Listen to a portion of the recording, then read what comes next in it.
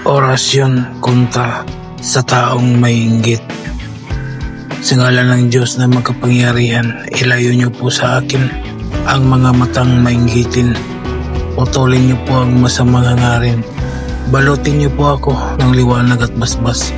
Sa awa ng Diyos, ako'y ligtas at payapa. Amen. Bigkasin lamang ang mga orasyon na sumusunod ng 3 beses at iihip sa larawan ng mga taong naiinggit sa iyo.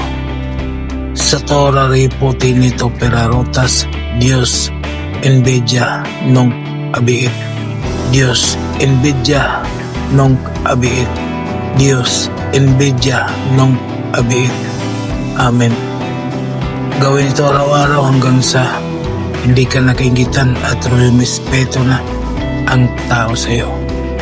Maraming salamat sa mga tao na naniniwala at tumangkilik sa mga binahagi kong kaalaman.